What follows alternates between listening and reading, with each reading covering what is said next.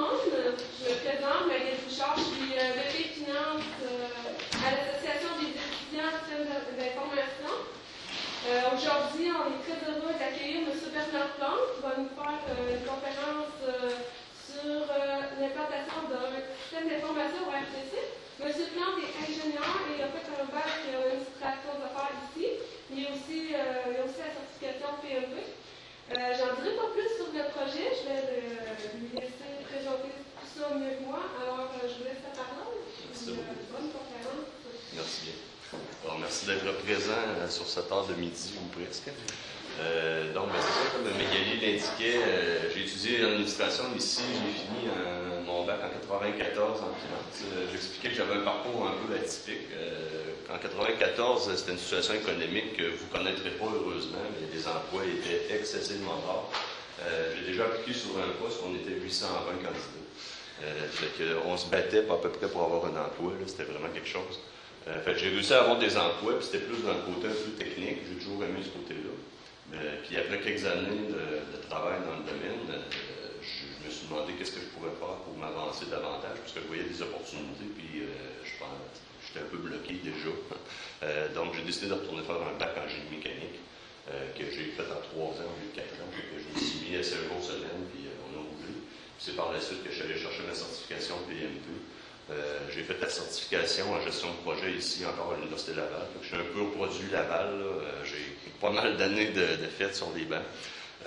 Donc, c'est ça. Fait que, la formation en certification en gestion de projet donne accès au PMP, qui est Project Manager Professional. Par la suite, j'ai géré des projets majoritairement en Europe. La compagnie était à Québec, mais les projets que je gérais, c'était dans des trains. Naturellement, les trains ici, c'est très peu développé. Donc, c'est des projets Danemark, Hollande, Angleterre, des choses comme ça. Puis, depuis 2 ans et demi, je suis au RTC, au réseau de transport de la capitale, où je suis chargé de projet. Le premier projet qui m'a été confié, justement, c'est le projet dont je vais vous parler aujourd'hui.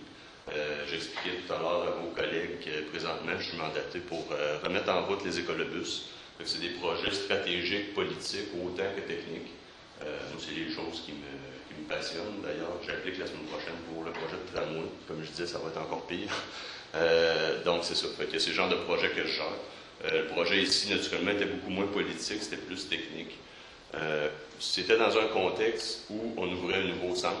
Puis, le questionnement s'est fait, à savoir, est-ce qu'on pouvait remplacer les humains par un système qui pourrait faire le travail à la place. Bon, le but, c'était pas d'éliminer des emplois, mais c'est que l'emploi humain, il s'appelle un emploi de garage.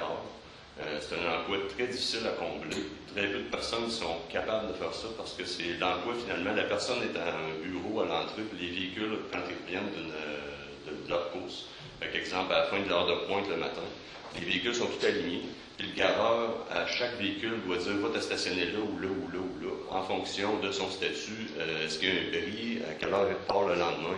Il y a plein de paramètres à avoir. Fait que la personne, dans le fond, ça se trouve être un ordinateur vivant qui doit prendre des décisions très rapides. Donc, en ouvrant un nouveau centre, le centre Métrobus, le questionnement est venu à savoir est-ce qu'un système informatique pourrait faire le même travail. Ça serait beaucoup plus simple. La première firme qui a été approchée a répondu que c'était beaucoup trop complexe et qu'il ne voulait pas s'embarquer dans ça. La seconde firme a dit c'est complexe, mais nous autres, on est intéressés à le développer. Fait que la firme, pour ne pas les nommer, c'est DMR Fujitsu qui a décidé de sauter dans le train. Donc, allons-y avec la présentation. Il va y avoir 2 parties parce que Magali m'a mentionné que les gens étaient intéressés à en connaître plus au niveau de la gestion de projet. Au début, moi, je pensais parler vraiment plus spécifiquement je pensais que SEO et système avec intelligence artificielle, ça allait bien ensemble. On va parler également de la gestion de projet. Donc, le projet en tant que tel, qui est le contenu, puis la gestion du projet, qui est le contenu. Tout d'abord, le CIAL a été... d'ailleurs, aussi, je veux mentionner, si vous avez des questions pour de route, m'arrêtez quand vous voulez. Il n'y a pas de structure. Donc, en partant, le CIAL a été gagnant du prix reconnaissance de l'ATUC. Ça fait toujours rire un peu comme nom. C'est l'Association des transporteurs urbains du Québec, dans la catégorie innovation technologique. Donc, à chaque année, il y a un concours, puis ils sélectionnent 3 finalistes, puis on a remporté celui-là. Donc, comme je vous disais, le centre Métrobus, c'est un nouveau centre d'exploitation, parce que jusqu'à présent, le centre principal est sur la rue des Rocailles, dans le secteur de la rue Bouvier. Puis c'est le plus gros centre en Amérique du Nord. C'est pas grand monde qui savent ça. C'est qu'à Québec, on a le plus gros garage d'autobus en Amérique, ce qui n'est pas nécessairement un avantage, parce que c'est plus dur à gérer, justement, puis au niveau des garages, c'est vraiment pas facile. Normalement, un centre d'exploitation de véhicules d'autobus a entre 250 à 350 véhicules. C'est à peu près la grosseur optimale. À Québec, on tourne entre 550 à 600. Donc, on a vraiment une grande surface. Mais même à ça, le garage était plein. Il est venu le besoin de faire le centre Métrobus. Le centre Métrobus, il va être fait en 2 phases. La deuxième phase a débuté en janvier, la phase de construction. Donc, la première phase contenait, à mon souvenir, c'est 65 véhicules articulés qu'on a fait arriver. Fait qu'avant ça, il n'y avait pas d'articulés. On a construit le garage, on a mis des articulés, puis là, il roule sur le 800-800, les parcours 800-800.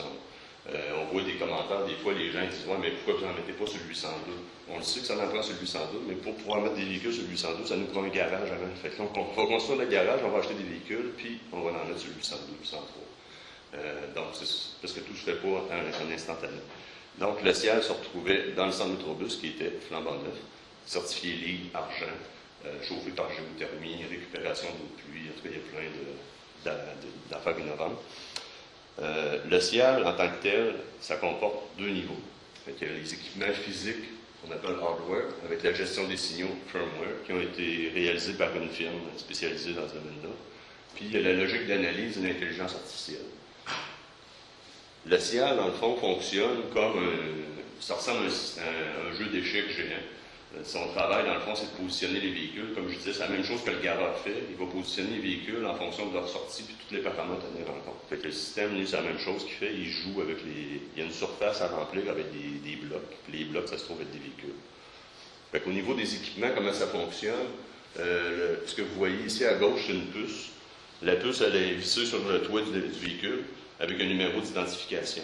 Nous, ce qu'on a choisi de faire au RTC, c'est seulement de mettre un numéro de bus. Un numéro de bus, quand vous voyez dans la rue, il y a toujours 4 chiffres. Les 2 premiers, c'est l'année. Normalement, s'il est acheté en 2012, ça va être 12. Puis après ça, c'est 0, 1, 2, 3, 4, 5 en fonction du véhicule qui a été acheté dans l'année. L'année d'après, c'est 13, 0, 1, 13, 0, 2. Donc, nous autres, ce qu'on inclut dans la puce, c'est seulement ça.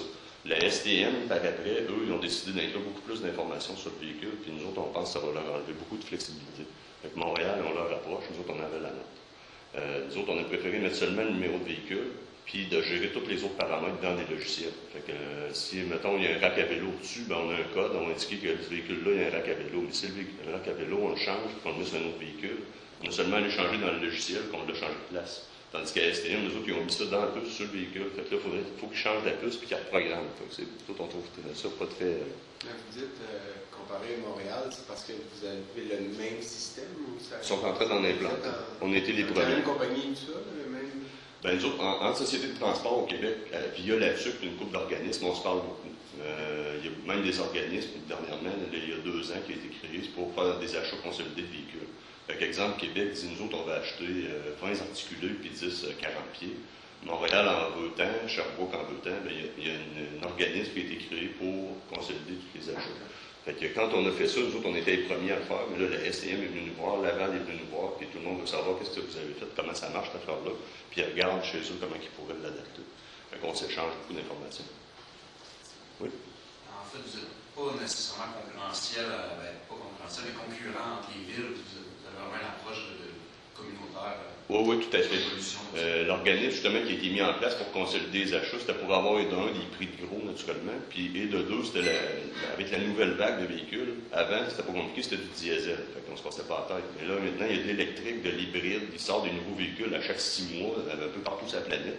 Puis là, on se disait, ça n'a pas de bon sens que des équipes commencent à faire des recherches à Québec, puis que Montréal soit pas au courant. Puis, dans le fond, AVT a le mandat de faire de la veille technologique pour regarder tout ce qu'il y a de disponible sur le marché puis de choisir la meilleure technologie possible. C'est ce qui fait que les sociétés vont acheter de l'hybride à partir de 2013, à partir de l'an prochain.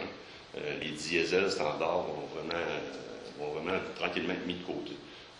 Une durée de vie de véhicule tourne autour de, je pense, c'est 12 ans de mémoire, je ne veux pas dire de faux chiffres. En tout cas, c'est une douzaine d'années, parce que ça roule énormément. Il y a des véhicules qui roulent, ça peut rouler 15-18 heures par jour. Fait que ça fait du kilométrage dans une année. Parce que souvent, ce que le monde ne sait pas, c'est que le véhicule sort le matin et il revient juste la nuit. Fait que le chauffeur, lui, va changer au carré du ville avec une relève, mais le véhicule ne revient jamais au garage, lui, il vire sans arrêt. Fait que Là, on va remplacer tranquillement par de l'hybride, puis naturellement, éventuellement, par de l'électrique, aussitôt que la technologie va être arrivée. C'est ça qui arrive, c'est qu'on ne veut pas s'embarquer là-dedans, puis ça marche mal. D'ailleurs, l'écolobus est un bon exemple, là, on patauge un peu. Ok, vous avez dit tout à l'heure que le fait d'avoir un garage qui prend presque 500 véhicules n'était pas un avantage pour vous. Et aussi, vous avez parlé de la STM à Montréal. Vous n'avez pas, je ne sais pas pourquoi vous n'avez pas eu peut-être l'idée d'insérer les tramways comme les services de métro souterrain comme à Montréal et tout. C'était un problème budgétaire ou plus politique Ça a déjà été pensé ça doit être pas mal avant mon âge, ça, mais un métro, si on oublie ça, c'est très cher au kilomètre. Pour la densité de population qu'on a, je pense pas que c'est rentable. Le moyen le plus efficace, qui est le plus rentable, c'est un tramway. C'est vraiment ça permet du haut débit, une très grande efficacité, puis c'est rentable dans des villes de moyenne densité. Un métro peut être favorable, et il est très favorable en passant à Montréal. Puis d'ailleurs, il est fait dans le bilan énergétique du Québec, là, le métro, ça a un impact majeur parce qu'au niveau du transport, il permet, je pense, que c'est 40% des cibles en diminution de GES sont gagnées grâce au métro. Il n'y a pas grand monde qui savent ça. C'est très efficace, mais trop dispendieux ici. Puis des contraintes techniques aussi. On a une ville avec plusieurs niveaux. Montréal, c'est une île, c'est plat, mais un métro, ça serait assez compliqué parce qu'il faudrait probablement que ce soit au niveau de la basse ville. Au niveau de la haute ville, là, on aurait des escaliers à monter ou des ascenseurs à prendre. Logistiquement, ça serait assez difficile à faire. C'est ce qui explique la chose. Fait que Montréal a plus de véhicules, c'est beaucoup plus gros que Québec, naturellement, mais eux autres, ils ont plusieurs centres de 2 à 300 véhicules. Et nous autres, on en avait un seul, là, on en a fait un deuxième. Donc, c'est ça. Fait que la puce est sur le véhicule. Ce qui est dans le milieu, c'est le détecteur. Lui, il est accroché au plafond. Il va lire le code de la puce. Puis, il va transférer le signal à la petite boîte qui est là. Puis, elle est branchée avec un câble Ethernet qui s'en va d'un système centralisé pour détecter la présence des véhicules. Fait que ça, c'est ce qui est au niveau physique. On voit les cercles rouges qui sont les capteurs qui étaient au centre, où ils sont positionnés. Ça, c'est une vue aérienne du garage. Comment ça fonctionne normalement, c'est que la ligne droite, c'est l'entrée principale. Fait que les véhicules se présentent à cette entrée-là, vont tourner en haut à droite au rond-point, puis ils vont se stationner dans les allées normales qui sont ici. Puis les allées horizontales en haut, c'est les allées de réparation, avec les aires de réparation mécanique à gauche. Fait que dans le fond, on a couvert, on fait comme un genre de rectangle avec nos capteurs. Puis c'est le même que c'est contrôlé au niveau physique. Au niveau logiciel, lui, il capte l'entrée. Le deuxième cercle rouge qu'on voit, ça, c'est pour déclarer un bris. Fait qu'automatiquement, si le chauffeur a détecté un bris quelconque sur son véhicule, il a seulement à s'immobiliser à cet endroit-là, plus de 5 secondes. Puis le capteur va détecter qu'il y a un véhicule immobilisé, il va y mettre tout de suite un bon de travail pour la mécanique. Fait qu'il va rester à préciser c'est quoi le bris, mais il sait déjà que ce véhicule-là est en bris. Puis il va y attitrer une place dans les allées de réparation. Il ne le mettra pas disponible pour une course de lendemain. Si le véhicule est bon, le chauffeur a seulement à continuer. Il va s'arrêter à la position d'arrêt où on voit les 3 rectangles noirs. Ça, c'est des panneaux LED qui vont indiquer à quel endroit il doit se stationner. Donc, aussitôt que le véhicule est entré, le système dit ce véhicule-là vient d'arriver. Je regarde dans ma banque, c'est quoi son statut. Je regarde dans ma banque, c'est quoi son heure de sortie le lendemain. Puis j'y attribue une place en fonction de ça. Parce que aussi, il peut être en statut de vérification avant le départ, qui est ça, par la loi, nous oblige à faire une vérification des pneus, de faire le plein d'essence, une vérification de base aux 48 heures, vu que ça roule beaucoup pour permettre pour assurer la sécurité. Mais dans le fond, il y a des allées dédiées à des vérifications avant le départ, il y a des allées pour la sortie le lendemain. Puis naturellement, il faut toujours que le véhicule qui est stationné avant l'autre sorte avant, parce que sinon, ça va bloquer. Fait que lui, il gère tout ça en fonction des heures de sortie et des statuts. Il va aller remplir son garage. Fait que ça, c'est la vision que les gens peuvent avoir à distance. On a une adresse à l'interne, Internet, puis on peut se brancher puis voir en temps réel la position des véhicules. Fait que chaque rectangle, c'est un autobus avec son numéro. Comme vous voyez à gauche, il y a une légende. Fait qu'en vert, il est prêt pour une course du lendemain. Quand il est indiqué en jaune, c'est pour une vérification avant le départ. En rouge, ça va être pour une préparation. Fait que le système, dans le fond, c'est comme je vous dis, c'est comme un jeu d'échecs gérant qui jongle avec tout ça. Grosso modo, le CIAL, c'est le centre de plusieurs systèmes informatiques. On a l'horaire des véhicules, naturellement, pour savoir à quelle heure il va sortir. On a la liste des chauffeurs, parce que ce que je n'ai pas mentionné aussi, c'est que la prise de service maintenant se fait par ce système-là. Il y a des écrans tactiles, fait que le chauffeur, quand il entre, il fait seulement rentrer son matricule, il confirme. Puis là, ça y indique quelle course il va avoir à prendre, quel véhicule, puis il est parqué dans quelle allée. Puis après ça, il prépare sa trousse, puis il s'en va dans le garage, il sait déjà où il s'en va, il s'assit là-dedans, puis il part. Il m'en va faire le 7 de telle heure à telle heure, puis après ça, je m'en vais faire le 80 de telle heure à telle heure. Fait que le chauffeur sait déjà où il s'en va comme ça. Fait que tout cela avec le véhicule. Fait que pour ça, ça prend l'horaire des chauffeurs, la liste des chauffeurs, l'horaire des véhicules. Ça prend la définition des autobus, comme je vous disais, pour leur statut. Puis ça prend les données qui rentrent dans l'entrepôt via les capteurs. C'est vraiment un système assez vaste qui permet de communiquer. Ça, c'est un peu l'arbre décisionnel du système. Ça n'a pas l'air d'être très gros pour qu'on puisse lire. Mais grosso modo, le déplacement, c'est assez simple. C'est la séquence d'analyse qui est un peu plus complexe. Fait que lui, il prend une suite de décisions. C'est un genre d'arbre de décision, on peut dire. Fait que, c'est comme je vous disais tantôt, si un véhicule est sans bris, on va se demander ce qui est en retenue, puis VA2, c'est la vérification avant le départ que je vous mentionnais. Fait qu'il peut y avoir 3 statuts possibles, puis qui vont être gérés en conséquence par le système. Partie 2. Est-ce que vous avez des questions sur le système? Oui. Le nombre de communications à l'interne qui marchait avec du RFID pour transmettre l'information de l'autobus au système. Quand ils sont rendus sur la route, comment le système communique pour savoir si une passe est valide, si c'est expiré? Comment les données sont synchronisées? Là, on ne fait pas de la gestion de carte d'abonnés. Lui, il fait vraiment seulement la gestion du véhicule, puis à l'intérieur du garage seulement. À l'extérieur, ça va être le SAEIV, Système d'aide à l'exploitation et information voyageurs, qui est un système qui vient d'être attribué à un fournisseur français, une compagnie INEO, qui va installer des bornes. Fait à partir de, si je me souviens bien, l'an prochain, 2013, il va y avoir quelques véhicules qui vont être équipés avec ça. Maintenant, on va mettre des GPS dans les véhicules pour les suivre en tout temps. Fait dans le fond, là, présentement, on les suit à l'intérieur du garage, mais quand ils sortent du garage, on ne les voit plus. Puis là, les SAE, lui, ça va être par GPS, fait qu'on va les voir partout sur le réseau. Puis là, on est capable d'équilibrer notre réseau. Puis avec ça, il va y avoir des écrans aux arrêts qui vont marquer le temps, dans le temps réel d'arrivée du véhicule. Ça, c'est autour de 2015 que ça devrait être fini là, pour les lignes principales. Fait que ça, on s'en va vers ça. Il y a plusieurs villes, dont San Francisco, des places comme ça, qui sont équipées de genre de système comme ça. On s'en va vers ça. Je pense que c'est pas mal l'avenir. Puis le monde est intéressé à savoir le véhicule va s'éteindre dans 2 minutes ou dans 8 minutes, parce que l'horaire théorique n'est pas nécessairement facile à respecter. Naturellement, il y a toujours des variations. Comment ça fonctionne un SAE, grosso modo, c'est que le chauffeur a un écran, puis il marque la différence entre son temps réel versus son temps prévu. Fait que le chauffeur, il faut qu'il ajuste sa conduite pour toujours essayer de tenir ça à zéro. Naturellement, quand il y a des véhicules en avant, il ne peut pas passer par-dessus.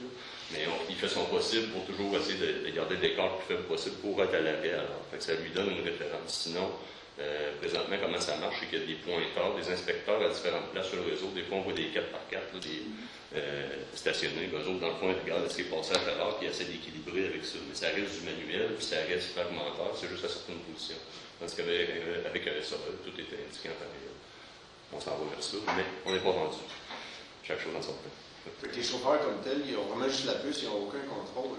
Ils ne peuvent pas mettre des notes, là, tel bris, tel. Non. Ça se fait à part. C'est vraiment à part. Je dirais de toute façon, le chauffeur, là, en général, là, lui. C'est plus pour stationner. Lui, là, il embarque dans son véhicule sans faire sa rente, puis quand il rentre, là, il est pressé de se rendre chez eux. Il signale un bris. Il signale un bris, il faut qu'il arrête. Là. Après ça, il s'en va stationner, il débarque, puis lui, il s'en va. Fait qu'il arrangez-vous avec le reste. Lui, dans le fond, quand il va aller à la répartition, il va dire j'ai noté un bruit à telle place ou j'ai noté telle affaire. Puis là, la répartition va envoyer l'information. C'est encore verbal, c'est pas du. C'est ça, non. De toute façon, ça ne marchera pas. Il faut faire avec les gens en place. Là. Ça dépend des chauffeurs, naturellement, mais il y en a que quand c'est fini, là, puis ça rentre au garage, pas à peu près. Là. Ils ont déjà même été obligés de faire des opérations radar dans un garage pour les ralentir. Il y en a qui roulent à 50 km/h avec un autobus d'un garage. Sinon, un qui traverse le corridor, il est mort. Fait que, faut vraiment faire des campagnes de sensibilisation pour les ralentir. Fait que, il y en a vraiment qui sont pressés de rentrer chez eux. Fait que si on leur demande en plus de remplir un rapport de bris et tout, non, ça ne marche pas jamais. Fait qu'on fait avec la dynamique des gens. Puis d'ailleurs, la gestion de projet, c'est de la gestion des équipes de travail, c'est de la gestion des gens. Puis je pense que c'est ça, l'administration aussi. On peut parler de long en large, comment monter un plan, comment faire une planification, mais si l'équipe n'embarque pas, si l'équipe ne veut pas suivre, il n'y a rien qui va tenir. La planification théorique sur papier, elle ne va valoir rien. Puis pour ça, Ça te prend une manière de faire. Puis la manière de faire, il faut être conscient qu'une équipe ou une entreprise, une organisation, quelle qu'elle soit, c'est un assemblage de gens. C'est des personnes qui, des fois, vont bien, des fois, vont mal. Il y en a qui veulent bien faire, il y en a qui veulent moins bien faire. Il faut apprendre à gérer ça. Puis c'est de ça que je veux parler un petit peu de Oui? Au niveau de la gestion du changement par rapport à l'implantation de ce système-là, est-ce que vous avez rencontré beaucoup de difficultés? Justement, le garage qui voit ce système-là, celui-là, lui, il voit sa job partir. Effectivement. Dans ce cas-là, c'était moins pire, si on peut dire, c'est que c'était un nouveau garage. Il n'y avait pas de contexte, parce que nous autres, on est syndiqués, assez fortement d'ailleurs. Ça a déjà brassé beaucoup. Là, ça tend à diminuer. Je pense que les années 80 sont un peu derrière nous. Mais effectivement, les garages en tant que tels ne voyaient pas ça d'un bon oeil. D'ailleurs, j'ai déjà fait un tour de test avec un véhicule parce que j'allais tester voir si ça marchait. Puis à un moment donné, moi, je ne pouvais pas conduire l'autobus, je n'ai pas le droit. On me demandait, il y a quelqu'un qui a appris avec un walkie-talkie pour venir conduire. La personne qui conduisait, elle me dit, ah, ce système-là, ça ne marche pas, ça va être trop compliqué, je ne sais pas à quoi ils ont pensé, l'équipe. Il dit, toi, tu fais quoi ici? Moi, je lance ce projet-là. Oh, il n'y a plus parlé. Eux autres, ils ont tout fait pour taper dessus, l'entrée de salle, le chial, il y a eu toutes sortes de noms, il n'y a pas eu juste le ciel. Ils l'ont bâti toute la mode qu'ils pouvaient penser. Ils ont fait ça d'un bon oeil, mais c'est un nouveau centre, il y avait rien à dire malheureusement, ça s'est implanté. Sauf que ça, c'est la phase 1. Il va y avoir l'agrandissement, d'ici à la fin de l'année, il faut faire la phase 2 pour couvrir la nouvelle partie. Puis la phase 3, c'est d'en mettre un équivalent, pas tout à fait ça, mais un équivalent à l'autre centre. Là, on arrive dans des situations plus problématiques, on dirait. Mais la stratégie, en tout cas, ma stratégie est déjà pas mal établie pour la phase 3. Il faut commencer par les gens. Ce qu'on va faire à l'autre endroit, on ne peut pas penser faire un système qui gère tout au complet comme à cet endroit-là, parce qu'il y a trop de véhicules et les situations sont trop complexes. Donc, on va présenter ça, puis ça va être vraiment ça. Ça va être un système en support au garage. On ne veut pas couper des emplois, on veut juste leur aider à prendre des décisions. On veut les supporter dans leurs décisions pour que ça soit plus facile au lieu qu'ils soient dans le roche tout le temps chaque matin. Ça va sûrement peut-être gérer les parties plus faciles où il n'y a pas de pépin, garder ce qui a besoin d'interrogation, d'une action plus humaine. C'est ça. Mais dans le fond, on va mettre des capteurs externes au garage pour au moins les aviser c'est quoi les véhicules qui s'en viennent dans la ligne de véhicules, ou qui voient juste à la dernière seconde arriver. Puis on va gérer par zone. Et puis il va pouvoir gérer les places précises manuellement à la main, mais le système va les suggérer des endroits. Ça ne sera pas un remplacement complet des personnes. Mais oui, la gestion du changement, c'est dans tout projet, c'est la clé. Ma question rejoint un peu la question en fait, vous avez eu vous avez dit au début que vous avez eu à faire des projets beaucoup plus dans les métro et tout. Est-ce que le projet par rapport, parce que je trouve que le projet est quand même différent, il s'agit des autobus, est-ce que vous avez rencontré des problèmes majeurs au niveau de la transition et aussi le système informatisé entre ce que vous avez eu à faire avant et celui de la RTC? Est-ce qu'il y a des similitudes au niveau de la mise en place du système informatisé et tout? Oui, c'est un peu de ça que je vais parler dans la gestion du projet. Un projet, ça gère. La théorie du PMR, qui donne le titre de PMP, c'est qu'en théorie, si on connaît les méthodologies de gestion de projet, on peut gérer n'importe quoi. C'est ce qu'ils prétendent. Moi, je mets un gros bémol là-dessus. Je n'irai pas gérer la construction d'une salle d'opération. Je ne comprends même pas ce que le monde va dire. C'est vraiment ça, mais les principes s'appliquent. Parce que ça s'adresse toujours aux gens. C'est d'ailleurs ce que je veux vous montrer. Donc, gestion du changement et des manières de faire. Donc, gestion de projet, c'est la gestion des parties prenantes. En gestion de projet, ce qu'on appelle partie prenante, c'est chaque personne qui a un contact de proche ou de loin avec le projet. Donc, ça peut être le client est une partie prenante, le directeur du projet est une partie prenante, les utilisateurs finaux vont être une partie prenante, les informaticiens qui vont faire le système sont des parties prenantes. Donc, ça fait une multitude. Dans le fond, un projet, c'est un ensemble de parties prenantes, puis le chargé de projet, c'est le cœur Il y en a qui voient ça comme c'est le chef du projet avec l'équipe en dessous. Moi, ma manière de voir ça, c'est que je suis au centre avec plein de monde autour. Puis quand il y a besoin, quelqu'un a besoin de support, je m'en vais aider la personne là. Puis si c'est l'autre qui en a besoin, je m'en vais aider l'autre. Moi, dans le fond, je suis connecté avec plein de monde. Puis je me vois pas au-dessus, je me vois dans le centre de l'équipe. Puis je pense que ça fait une différence majeure en gestion du changement et en gestion du projet.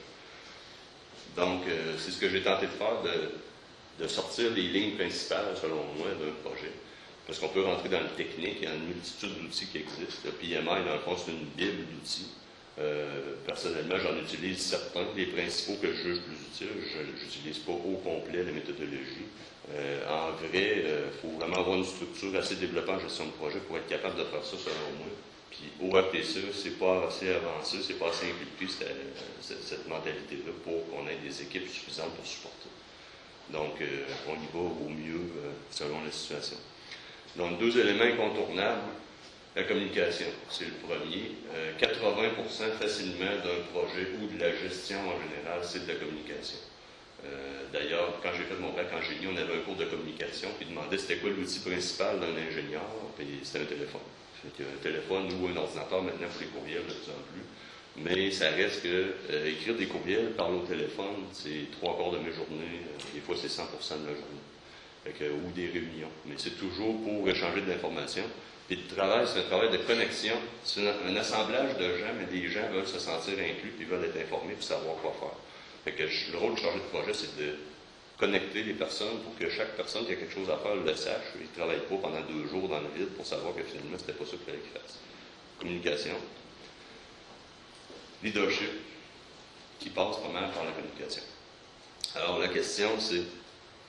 je pense que je l'avais enlevé celle-là. Mais dans le fond, je veux le voir plus loin. On va revenir sur le numéro 2. On va y aller par le numéro avant. Mais le leadership, je vais vous expliquer un peu comment je vois ça. Mon principe de base majeur, c'est la présomption d'intention positive des gens. Dans l'industrie, j'ai connu de nombreux patrons, directeurs, qui on dirait souvent plus son mot pire ça, qui présument que les gens veulent faire le minimum.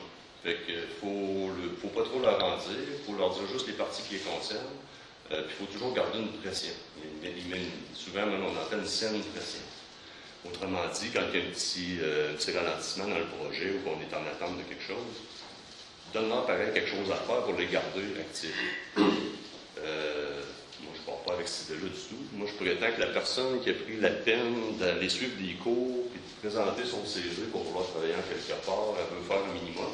Puis si elle s'est levée le matin, qu'elle a déjeuné, puis qu'elle a pris la peine de s'en venir dans le trafic pour travailler, ça doit être parce qu'elle est là pour quelque chose.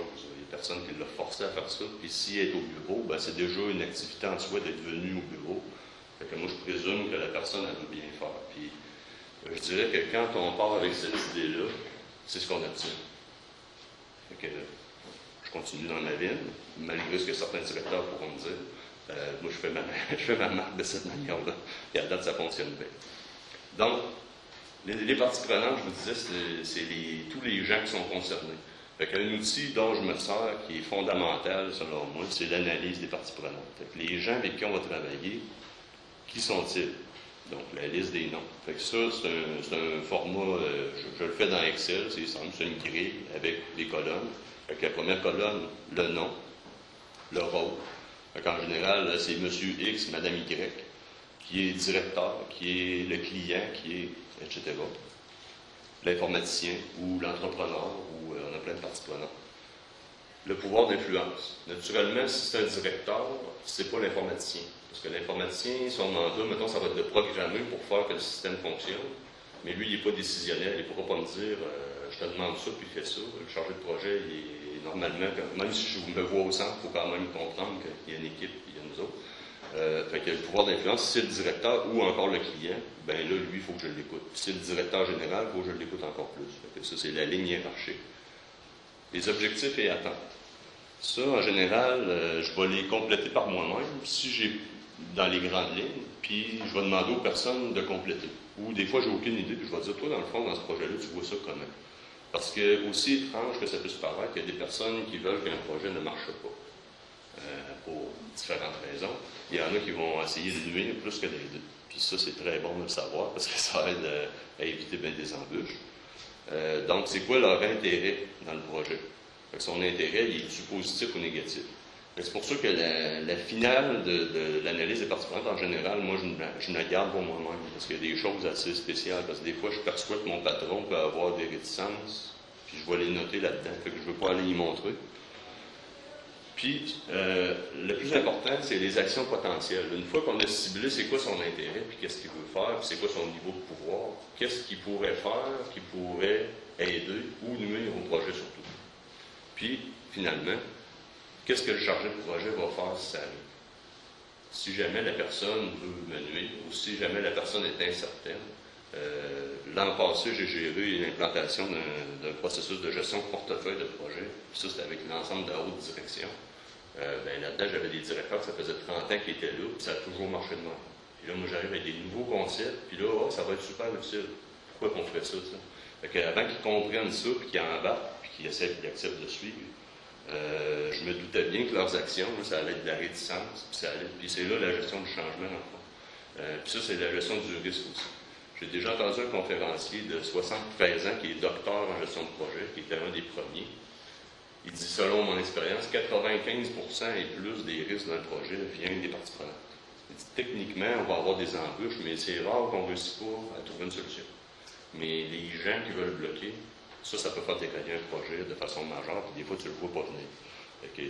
C'est vraiment ça l'important. En faisant une analyse des parties prenantes, on se positionne dans le fond, je dis, on est la connexion entre plein de gens. C'est de se poser la question, chacun des gens, selon leur rôle, comment j'agis avec eux autres. Si jamais il y a quelque chose qui fait qu'ils veulent bloquer, comment je fais pour le débloquer. Puis en se posant les questions au début du projet, parce que ça se fait au début, quand ça arrive, on sait quoi faire, puis on peut se référer à ça. Fait que ça, je relis ça à chaque mois à peu près d'un projet. Pas de temps en temps, je regarde, ah oui, on est écrit, moi je suis en train de vivre ça. J'avais même plus pensé, mais j'avais écrit. Ça se pourrait que ça arrive, je suis là-dedans. Puis qu'est-ce que j'avais dit que j'allais faire? J'allais faire ça. Des fois, on l'oublie, là, c'est notre reminder en français. Cet outil-là de l'analyse des parties prenantes, est-ce que vous diriez que c'est quelque chose qui est implanté dans la culture au RTC ou c'est vous qui le mettez d'avance? C'est moi qui le mets d'avance. Je dirais gestion de projet au RTC, c'est encore un peu trop mélangé. Au niveau de maturité, ça ne peut pas imaginer. Il y a des organismes qui évaluent le niveau de maturité, CMMI, là, de 1 à 5, là, on est en 1 et demi.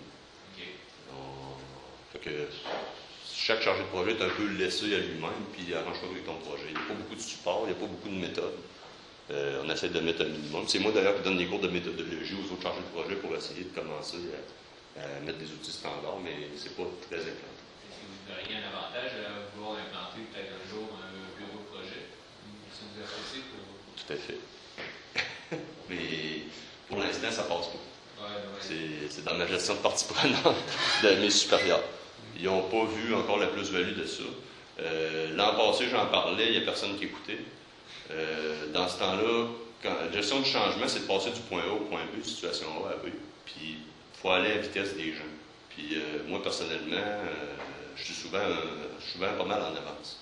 Parce que j'ai étudié là-dedans, il faut croire. Là. Mais l'an passé, c'était pas du tout rendu là. J'ai dit, je vais arrêter de pousser là-dessus, je vais me concentrer sur d'autres choses. Puis depuis 6 mois, là, il se passe plein d'événements qui font que la pression commence à monter, puis là, ils se disent, qu'est-ce qu'on aurait pu faire pour éviter ça? Puis ils commencent à se dire, ça va nous prendre un gros projet. Fait qu'à un moment donné, ça va venir. Puis quand ça va venir, on va le faire naturellement. Mais c'est un gros plus. Je me demandais juste, je déroute un peu, là, mais je me demandais, vu que c'est un endroit quand même syndiqué fort, et tout ça, pensez-vous que ça a un lien un peu? Je travaillais avec... Pour les projets? Ouais. Des fois, on dirait le monde, vu qu'ils sont syndiqués, puis ils rendent la vie plus ma paye quotidienne. Oui, mais ça, je dirais... la motivation. Le ATC, il est peut-être un peu particulier là-dessus, c'est que pendant 10 à 15 ans, il n'y a pas eu d'embauche. Parce qu'il n'y avait pas de budget. Personne ne votait pour des politiciens qui vendaient du transport en commun. C'était plus payant de vendre de l'asphalte. Puis ça l'est encore, souvent, malheureusement. Fait que dans le fond, le politicien n'est pas élu pour ça, fait qu'il ne met pas d'argent dans le transport en commun, fait que les budgets sont gelés, il n'y a pas eu d'embauche. Puis par après, quand ça a débloqué dans les dernières années, là, c'est toute une gang à peu près de la même âge, la même mentalité qui sont rentrés. Puis il y a vraiment un dynamisme.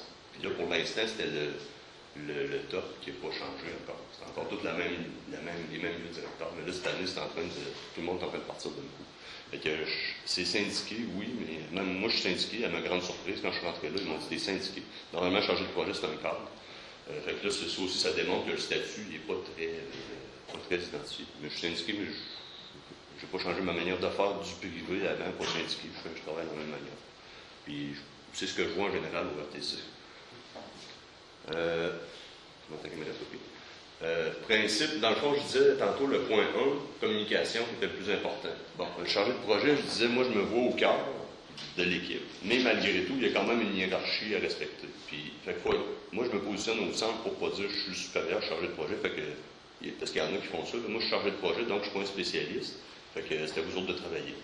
Le chargé de projet, il fait pas grand-chose. Ça, je peux vous dire que ça va pas très loin. Le chargé de projet, il y a un rôle essentiel à faire de communication. Puis, naturellement, tu es dans le milieu de l'équipe, mais tu as toujours un client et des patrons, puis tu as toujours l'équipe qui réalise en dessous. Fait que, le principe de communication, moi, je le divise en ascendant ou descendant. Fait que le principe de communication ascendante, qu'est-ce qu'un patron veut voir? Il veut savoir comment ça va, t'es rendu où? Puis, y a-t-il quelque chose qui ne marche pas? Ça s'arrête à peu près là. Mais il ne va pas le voir pour dire, ah, telle affaire ne marche pas. Puis, il va te demander, puis on fait quoi? Je ne sais pas. Arrange-toi pour essayer d'avoir une couple d'options avant d'aller y parler. C'est pas mal plus gagnant en général. Fait que, il veut savoir dans le fond où on est rendu, c'est quoi les imprévus, c'est quoi les impacts, c'est quoi les solutions. Puis c'est ce qu'on appelle les plans A, plan B, plan C. Mais souvent, en gestion de projet, il faut souvent marcher avec ça. Parce que là, à un moment donné, il y a quelque chose qui ne marche pas à l'informatique, ou il y a un fournisseur qui ne pourra pas livrer quelque chose, ou on a pas reçu telle pièce, ou il y en a une infinité de possibilités. Lui, le patron ne veut pas juste que tu dises, ben là, on a un imprévu, les pièces ne rentrent pas. Puis les pièces ne rentrent pas, ça fait quoi dans ton plan? Lui, il n'est pas dans le projet, fait qu'il faut penser à ça. Puis ça vaut dans toute la gestion. Hein, quand vous allez être éventuellement gestionnaire, à peu importe les niveaux. C'est rare qu'on commence tout en haut. Fait qu'on se trouve toujours entre les deux. Fait que, en haut, les autres qui veulent savoir, souvent, c'est des tableaux très résumés. Quand on peut mettre un peu de couleur, des verts, des rouges, des jaunes. Fait que là, ils voient un peu le statut des choses. Puis qu'on arrive toujours avec, bon, ça marchait pas, ça avait tel impact. Fait que faut le régler vite ou pas vite. Ça presse pas, ça va coûter plus cher, ça va coûter moins cher, on ne sait pas. Puis on pourrait faire ça ou comme ça. Là, le patron, il se met tout de suite dans la peau de qu'est-ce qui se passe. Puis là, il prend l'ampleur du problème, puis il peut tout de suite décider. Fait que quand on fonctionne comme ça, en général, les patrons, ils trouvent que tu marches. Parce qu'ils disent, c'est clair, on sait qu'on s'en va avec lui. Puis c'est pas si dur que ça à faire, c'est juste une discipline à se donner. Fait que je dis présenter les résultats de façon concise pour faciliter la prise de décision, parce que le supérieur ou le client veut pouvoir décider. Quand on regarde l'équipe, eux, qu'est-ce qu'ils veulent savoir? Ils veulent en savoir des choses aussi. Les autres, ils veulent savoir, puis qu'est-ce qu'il a décidé? Là, telle affaire, ça ne marche pas. Puis on pense qu'on pourrait faire ça ou comme ça. Mais en haut, c'est quoi qu'il veut? On fait-tu par là ou par là? Puis souvent, ce qui arrive, c'est que la personne est comme un peu arrêtée par ça. L'informaticien qui développe, à un moment donné, il dit, là, je fais-tu par là ou par là? Puis il a hâte de le savoir. Fait que, en général, il faut que ton résumé il aille vite au patron. Il faut que la réponse arrive le plus vite possible aussi. Ça, les personnes apprécient ça parce qu'ils ne se sentent pas bloqués, puis ils sentent que le chargé de projet, il a fait le lien. Fait que le chargé de projet, lui, il lève les embûches à l'équipe pour qu'il avance. Dans le fond aussi, il faut qu'il y ait une discussion et l'analyse des impacts sur la réalisation. Fait que quand il y a un problème, il faut s'asseoir avec les gens et demander c'est quoi que vous proposez. C'est pas le chargé de projet ou le patron qui va avoir la solution. En général, c'est les équipes, c'est les personnes qui sont dedans. J'ai déjà été dans une usine où celui que j'avais remplacé, le patron, je suis le patron, fait qu'on fait ça de même. Personne ne nous allait parler. Moi, quand je suis arrivé là, j'ai dit, vous pouvez venir me voir, les solutions, c'est vous autres qui les avez. Puis je dirais, il y a déjà un gars qui est rentré de peine et misère dans le bureau, puis puis quand j'ai dit oui, qu'est-ce qu'il y a, il repartait. Il disait, tu vas, c'est parce que j'avais peut-être une idée, là, mais j'ose pas trop. Je dis, c'est quoi ton idée? Il me donne son idée, je dis, wow, merveilleux, c'est cool ça. Fait que, comment tu verrais ça? On ferait ça de même, on ferait ça de même. Je dis, parfait. J'appelle tout le monde, je dis, bon, Mario vient d'avoir une idée, on va faire ça de même. Qu'est-ce que vous en pensez? Super, on l'a fait, ça allait super bien. Fait que l'idée, c'est pas le patron souvent qui est là, c'est l'équipe. Mais le patron, il est partie prenante aussi dans la recherche des solutions.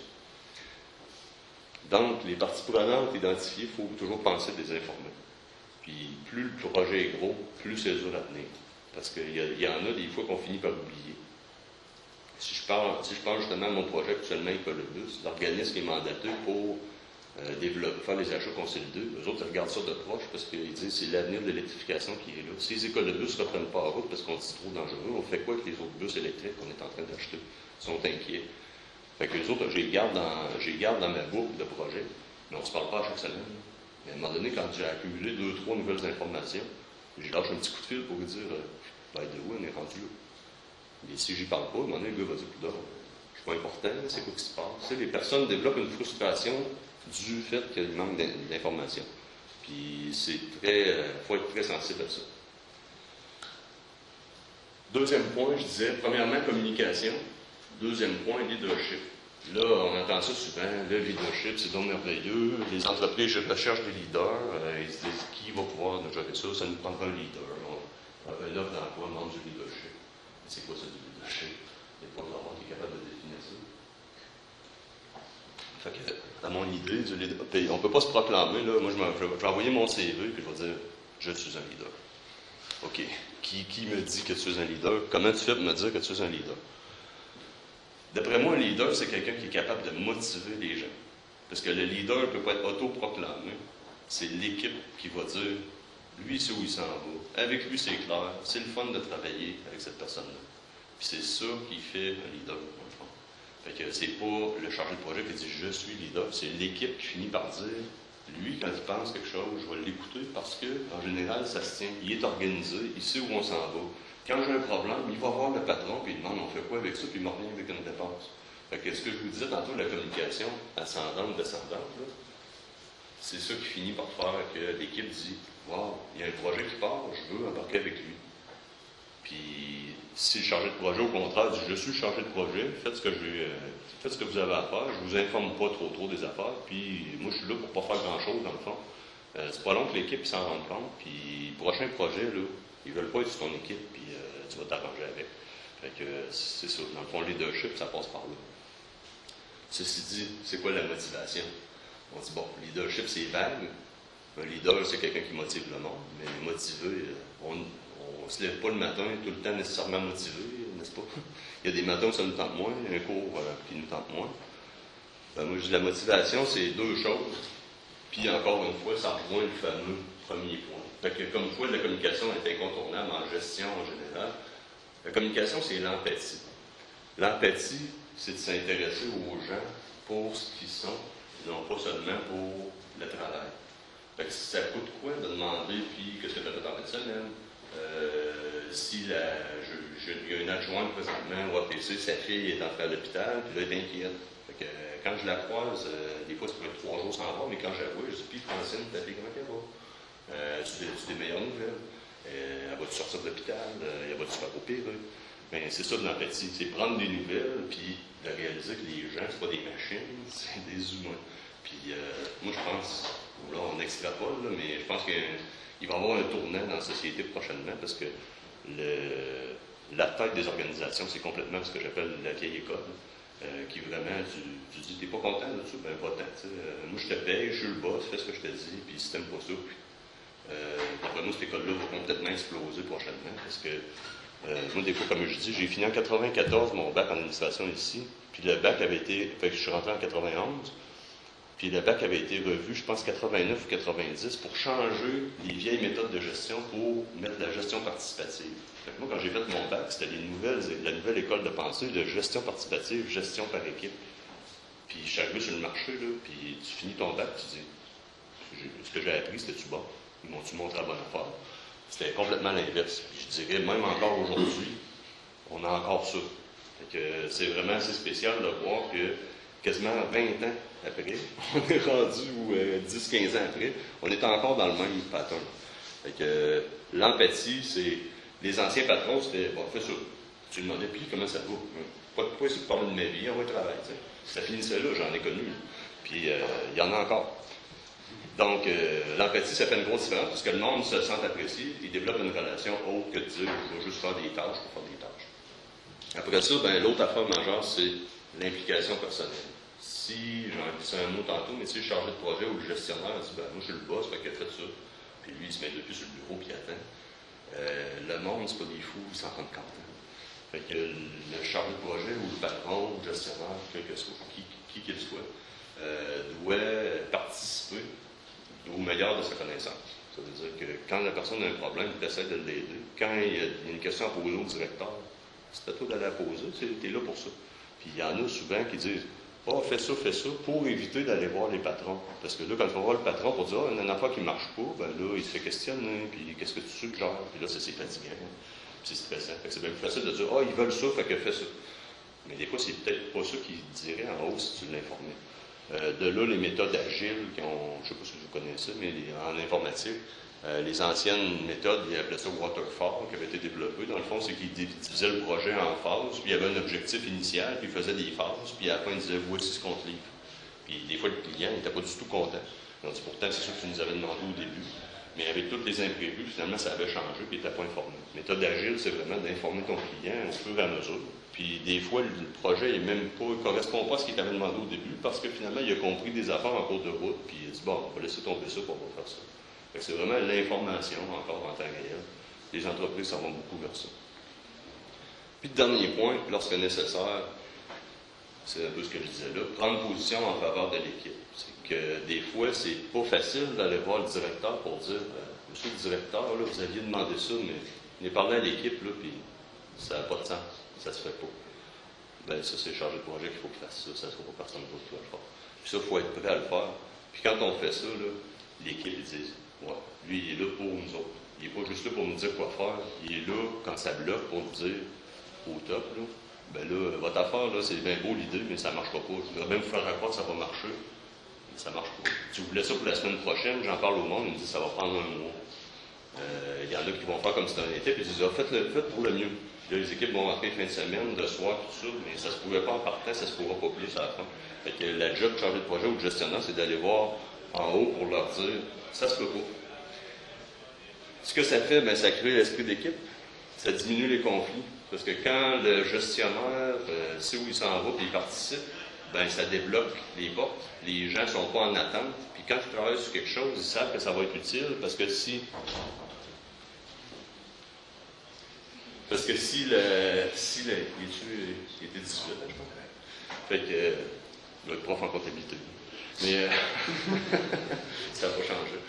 Donc, ben c'est ça. Fait que si le patron sait où il s'en va et il prend pour son équipe, normalement, l'équipe a d'autres choses à faire que de faire des guerres entre eux autres. Tandis que si ça stagne, ben, ça va bloquer là.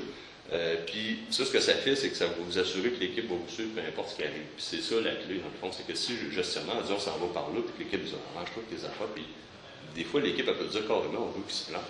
Son projet, là, il marche pas, lui, on ne l'aime pas, puis c'est fini là.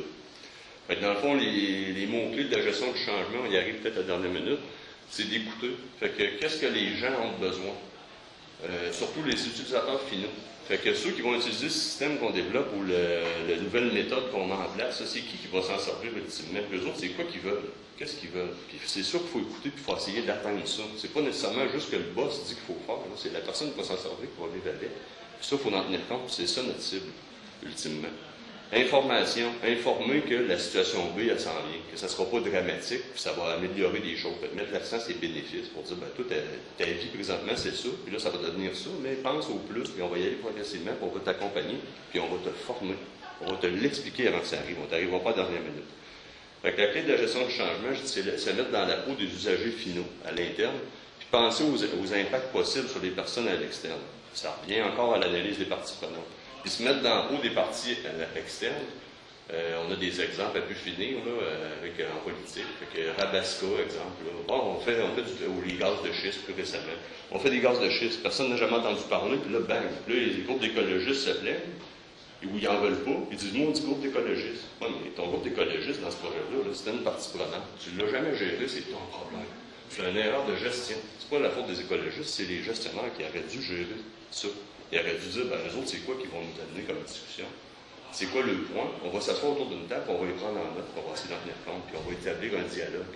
Tandis que là, ça se fait, on sort le projet, puis là, tout le monde se braque, puis les projets bloquent. Fait que, peu importe le projet, c'est ça l'analyse des parties prenantes, c'est de penser à qui peut nous bloquer, puis on va s'asseoir ensemble, puis on va s'en parler. Puis moi, je pensais d'aller par là, puis lui, il pensait d'aller par là, mais on va essayer de trouver une voie qui fait du sens pour tout le monde. C'est ça. C'est à peu près ça la logique. C'est général, oui. Moi, j'ai une question qui concerne un peu plus aussi du RTC, en fait, à savoir le projet qui a été implanté. C'est quoi les gains que vous avez retirés de ça au niveau du temps financier, j'imagine? Financièrement, ça fait une économie en salaire, puis un gain en efficacité, ça tourne autour de 325 000 d'économies par année, au total. C'est des gros gains. C'est un bon gain. Vous avez rentré, c'est quoi l'envergure en fait du projet niveau financier? Est-ce que ça a coûté? Ça a été autour du million environ. Fait qu'il se paye en 3 ans, mettons, à peu près en économie. Puis après, ben, ça roule tout ça. Puis les commentaires que j'ai eus des usagers finaux, les chauffeurs, tout ça, sont épatés par ça. En général, là, les garages se sont dit, ben, donc, finalement, ça marche, puis ça nous a pas enlevé de job. Félicitations. Ça, c'est calme. Merci. Alors, on va arrêter là, parce que je pense que... Bon, on va faire Merci beaucoup, M. Plante. C'était très intéressant. J'espère que vous avez apprécié la conférence. La semaine prochaine aussi, on en a une avec Desjardins, Laurent Antoine, moi, alors, vous êtes tous les deux. Donc, on va encore merci beaucoup, M. Plante. plaisir. Merci.